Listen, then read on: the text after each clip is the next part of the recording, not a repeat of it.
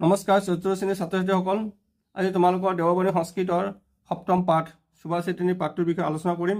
তোমালোকে অতি মনোযোগেৰে সুন্দৰকৈ শুনি থাকিবা আৰু প্ৰথমবাৰ শেষলৈকে চাবা আৰু ভাল লাগিলে কমেণ্ট, লাইক, শ্বেয়াৰ কৰিবা।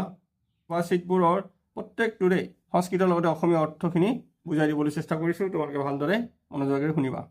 সুভাষিতনী যে আকাশাত পতিতম তোয়ম যথা গচ্ছতি সাগৰম। আকাশত পতিতম তয়ম যথা গচ্ছতি সাগৰম। সৰ্বদেৱ নমস্কাৰ কেশৱম প্ৰতি গচ্ছতি।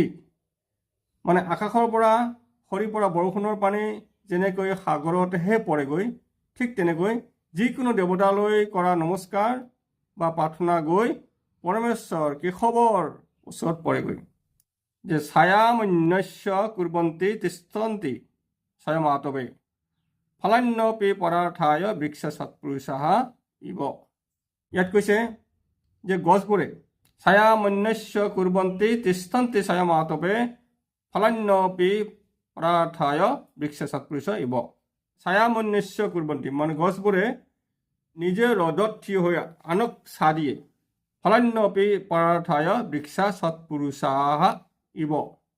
সিহঁতৰ ফলবোৰ আন উপকাৰৰ বাবেই হয়।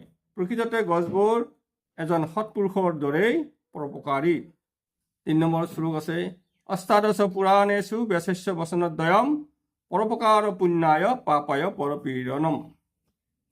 ইয়াত কৈছে 18খন পুৰাণত মহৰ্ষি ব্যাসদেৱৰ মাত্ৰ 2টা মূল কথা বা উপদেশ আছে যে আনৰ উপকাৰ কৰাটোৱেই হৈছে সৰ্বশ্ৰেষ্ঠ পুণ্য আৰু আনক কষ্ট দিয়াটোৱেই হৈছে সৰ্বশ্ৰেষ্ঠ পাপ। 4 নম্বৰ শ্লোক আছে পিতা স্বৰ্গ পিতা ধৰ্ম পিতা হি পৰমম তপ পিতৰি প্ৰীতিমা পণ্যে প্ৰিয়ন্তে সৰ্বদেৱতা। ইয়াত কৈছে পিতা স্বৰ্গ, পিতাই হৈছে স্বৰ্গ, পিতাই হৈছে ধৰ্ম আৰু পিতাই হৈছে পৰম তপস্যা।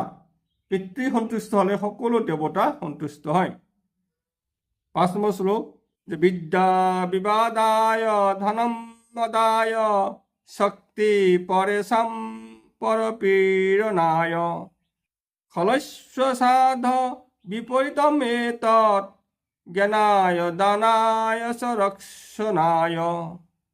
ইয়াত কৈছে যে দুৰ্জন বা অসৎ লোকৰ বিদ্যা কেৱল তৰ্ক বিতৰ্ক কৰিবলৈ, ধন অহংকাৰ কৰিবলৈ আৰু শক্তি আনক কষ্ট দিবলৈহে ব্যৱহাৰ হয়। কিন্তু সৎ লোকৰ বিদ্যা জ্ঞান বিতৰণৰ বাবে, ধন দানৰ বাবে আৰু শক্তি আনক ৰক্ষা কৰাৰ বাবে ব্যৱহাৰ হয়। চুক্তয়ঃ সত্যমেৱ জয়তে নানিতম। সদায় সত্যৰে জয় হয়, অসত্যৰ কেতিয়াও জয় নহয়। 2 নম্বৰ শ্ৰদ্ধাৱান লগতে জ্ঞানম। শ্ৰদ্ধা বা একাগ্ৰতা থকা ব্যক্তিয়েহে প্ৰকৃত জ্ঞান লাভ কৰিব পাৰে। সংসৰ্গজা দোষ গুণ ভৱন্তি। যে মানুহৰ সংঘৰ দ্বাৰাই বা মানুহৰ সংঘৰ পৰাই দোষ আৰু গুণ সৃষ্টি হয়। অৰ্থাৎ যে সৎসংগত গুণ আৰু অসৎসংগত দোষ সৃষ্টি হয়। সহসা বিৰোধিত ন ক্ৰিয়াম। হঠাতে বা ভালদৰে চিন্তা নকৰাকৈ কোনো কাম কৰিব নালাগে। বিদ্যা বিনয়ন চৌবতে। বিদ্যা বিনয়ৰ দ্বাৰাহে শোভা পায়।